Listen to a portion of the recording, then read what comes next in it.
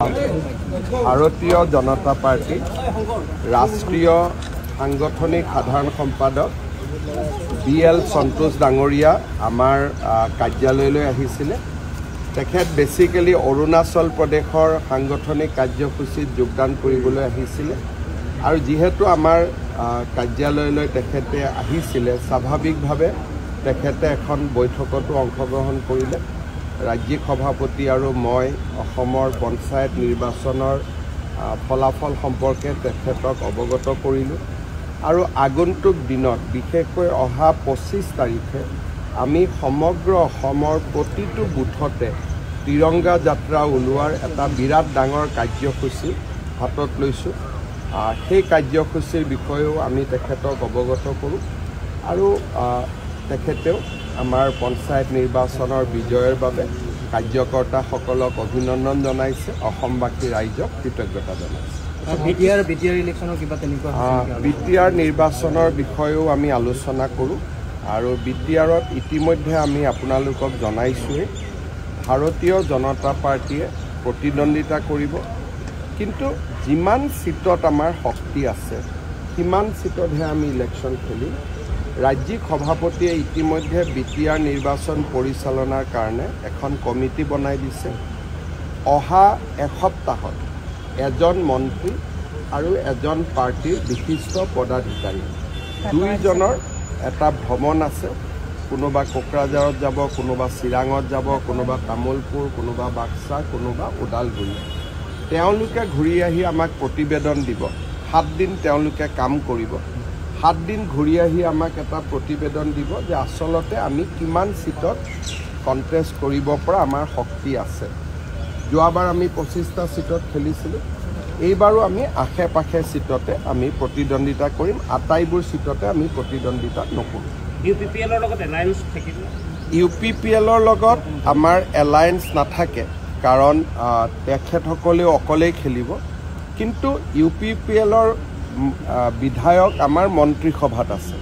গতিকে আমি ইটোৱে আনটো দলক সমালোচনামূলক, যিটো আমি কেতিয়াবা AGPৰ লগত বেলেগে খেলিলেও আমি এটা বন্ধুত্ব বজাই ৰাখোঁ, ইজনে সিজনক সমালোচনা নকৰোঁ। যিটো মিত্ৰ দলৰ যিখিনি নিয়ম থাকে যে নৰেন্দ্ৰ মোদী, প্ৰমোদ বড়োৰো নেতা, হিমন্ত বিশ্ব শৰ্মাৰো নেতা, গতিকে আমি কেনেকৈ চলিব লাগে আমি দুইটা দলে এটা বৈঠক এখনত বহি ল'ম, কিন্তু প্ৰতিদ্বন্দ্বিতা হ'ব।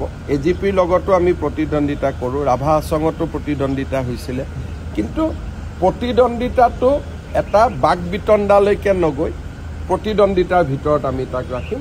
আৰু কিন্তু আমি যিকেইটা সিটত উঠিম আমি জিকিবৰ কাৰণে উঠিম, তাত আৰু আমি কোনো বোলে আমি উঠিছোঁ ইলেকশ্যন কিন্তু আমি আৰু তাতে ফ্ৰেণ্ডলি ফাইট, সেইটো নহয়।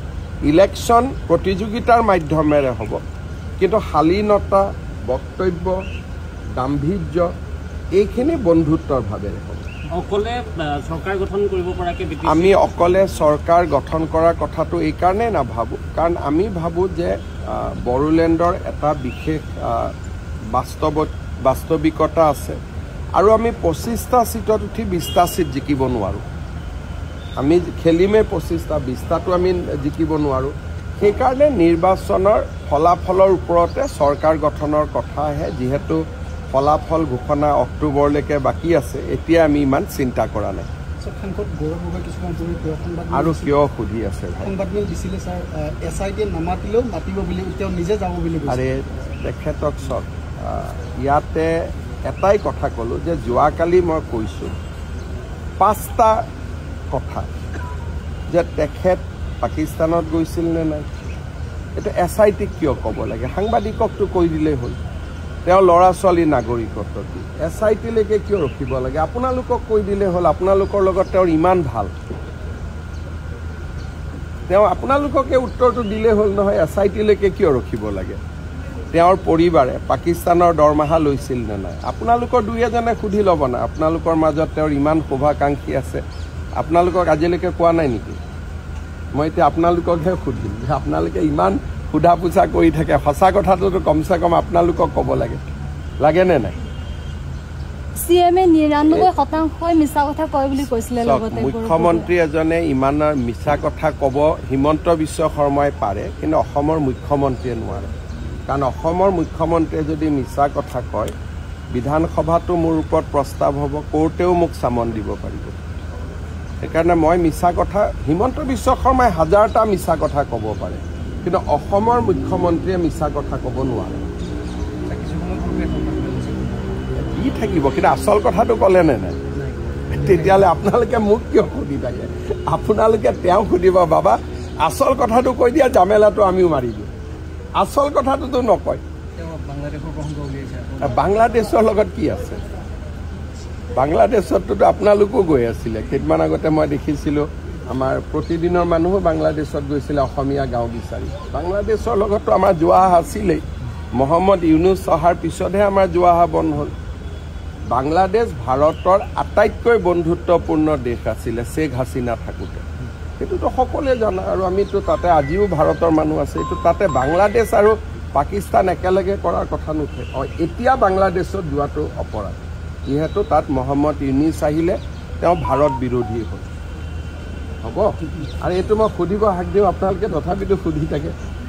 10 ছেপ্টেম্বৰলৈকে ৰখক না, ইমান কিয় ধৈৰ্য নাই? তেওঁতো দি আছে, কিন্তু তেওঁ আপোনালোকক ঠগাবৰ কাৰণেহে প্ৰেছ মিট দিয়ে, আচল উত্তৰটোতো নিদিয়ে। আচল কথাটো কয় জানো? তেওঁৰ অসমৰ 2-এখন বাতৰি কাকত আৰু টিভি ষ্টেচন তেওঁৰ ইমান শুভকাংক্ষী, কিমান ভাল পায়। যোৰহাটত জিকোতে গোটেই পৃথিৱীখন আত্মনাদ কৰি দিলে। কমচে কম আপোনালোককতো সঁচা কথাকেইটা ক'ব লাগে, আমাক কোৱা নোকোৱাটো বেলেগ। গতিকে আপোনালোকে সুধিব যে তোমাৰ এই আচল উত্তৰটো নিদিয়া, শুৱে বাৱে কথাবোৰ আমি সোধা পোছা কৰি থাকিব লাগে। হয় আচল উত্তৰটো দিয়ক, নহ'লে কথাটোৰ ওপৰত একো নাপাতিব, হয়নে? ঠিক আছে,